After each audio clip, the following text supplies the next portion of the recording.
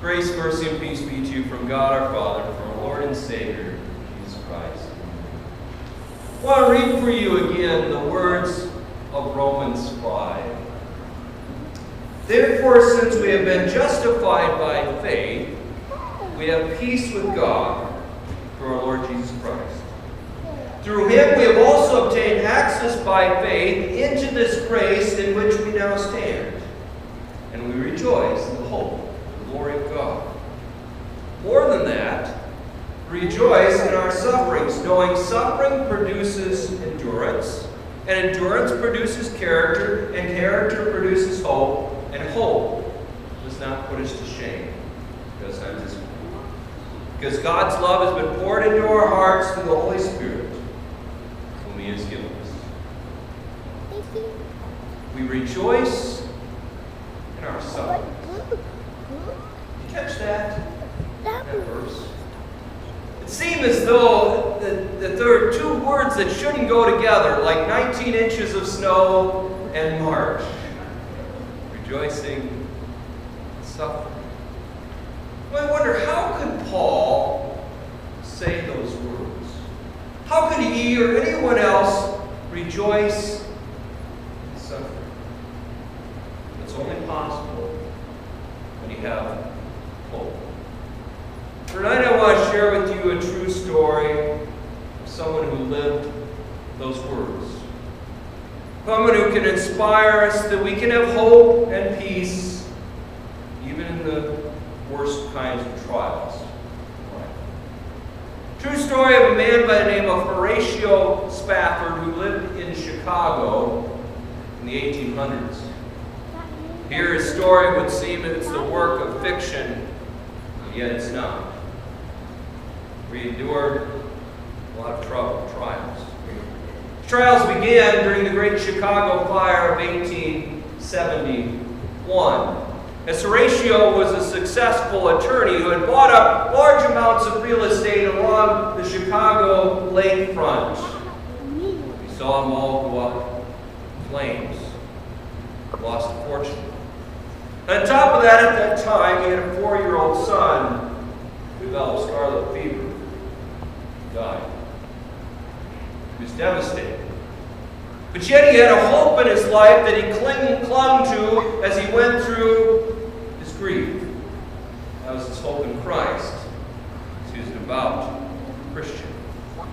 But yet it wasn't easy for him. He drowned his grief in pouring himself into helping Chicago rebuild, helping thousands from what I've read, helped them as they were homeless as a result of the fire. However, the worst of Horatio's sufferings was yet to come.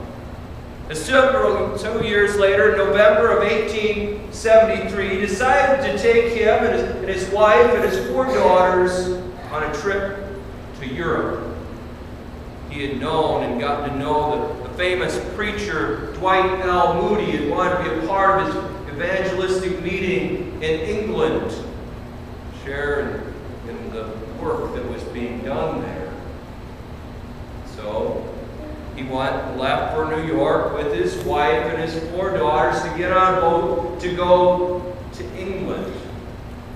Then something came up, quite pressing urgency of business, and so he decided he was going to put his wife and his 4 daughters on that boat. And he would try to meet up with them later on. And as he was helping his wife and daughters board that boat, an uneasy feeling came over him, one that he could not shake. And so he decided to move his family from the cabin they were supposed to have to a cabin closer to the bow of the boat. But yet, he kissed them goodbye and promised that he would see them again. It would not be meant to be. It was on that boat ride of his wife and daughters where that boat collided with another boat and sank. 4 daughters drowned the boat. His wife, amazingly, was one of only 47 survivors as she was found clinging to the wreckage, nearly unconscious. Yet they rescued her. When they got her to shore and she felt better, she cabled to her husband Horatio back in the United States just 2 words: saved. Well, heart-wrenching story. You might wonder, why would I share that story of sadness with you? But it's not the end of the story.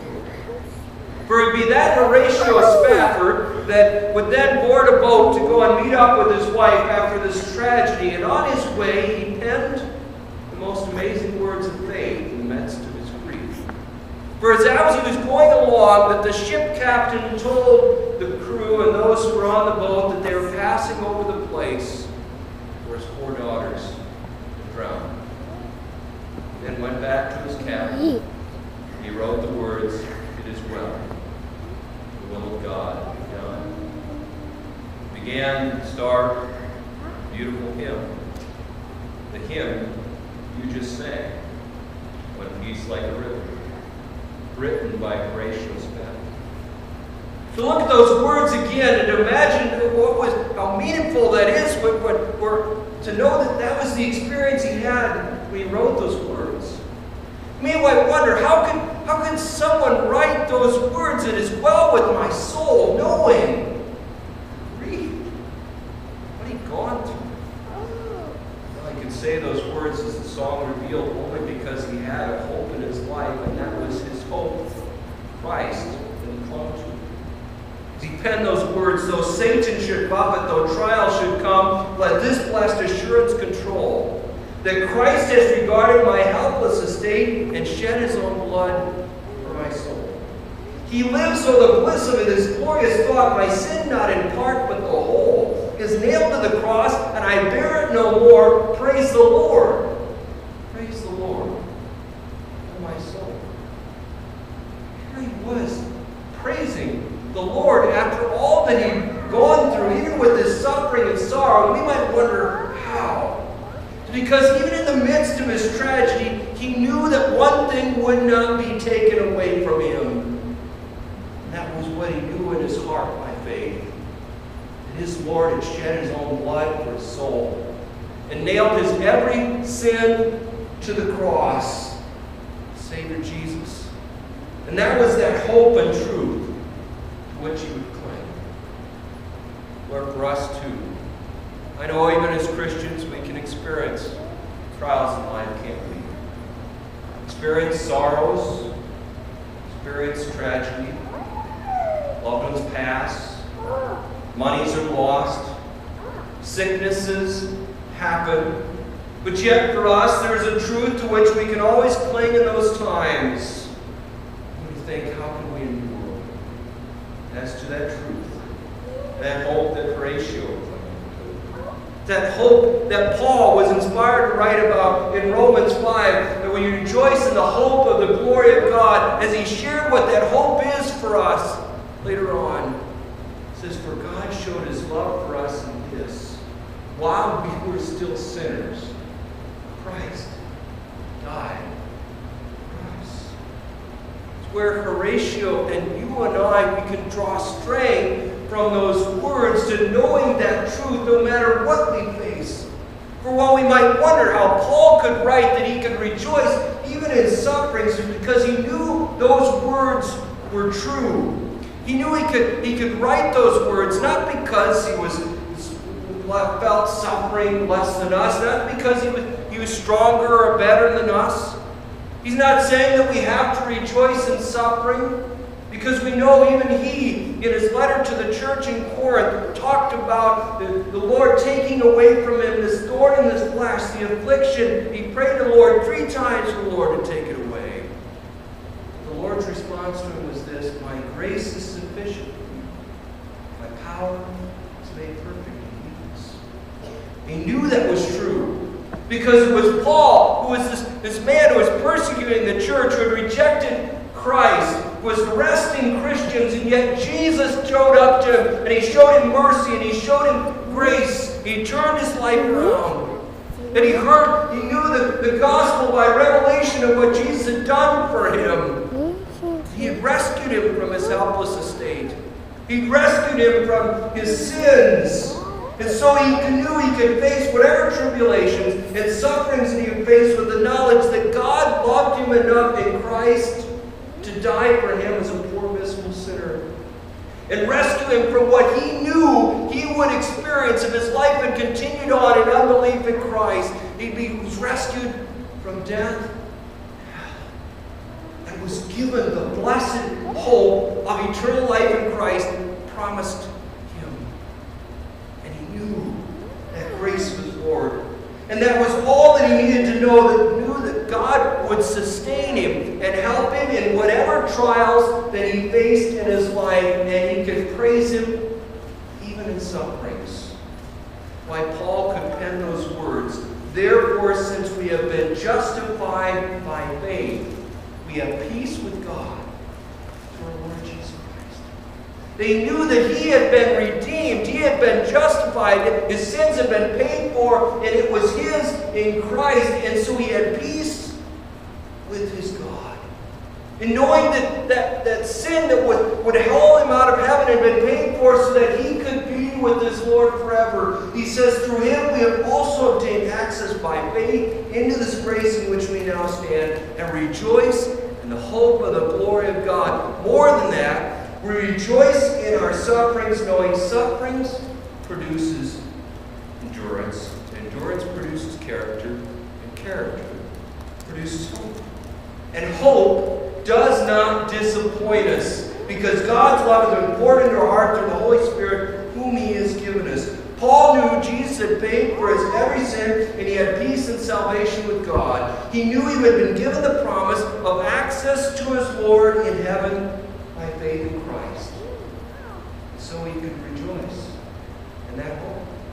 And even in his sufferings, because he trusted that that Lord could produce out of his sufferings endurance. That the Lord would provide for him and give him strength and faith to face whatever trials he would face. And out of that endurance, he would produce character. And out of that character, he would produce hope that would not disappoint him. Because the love of God he had in his heart through the Holy Spirit in Christ. It means for you and I, we experience even the worst kinds of trials in this life. Even if things fall apart in this life, even we experience in those words of Luther, in the mighty fortress, we lose good, fame, child, and wife, we do not grieve as ones who have no hope. Because in Christ, we stand in the grace of God. And we have the love of God in him that will never leave us or forsake us. It is our strength in that hour. And in that truth, know you can endure your trials. Know you can endure your sufferings. You can, even when you don't think you can and you don't think you have the strength, know that Christ will be strong for you. And that is what matters. And in that truth, we can say with Horatio Spafford, it is well. I know I'm forgiven. I know I've been redeemed. I know I have the hope of heaven in Christ that he gave to me as a gift out of his grace. And to that hope, I will cling. May the peace of Christ, who transcends all understanding, guard your hearts and minds in Christ Jesus our Lord.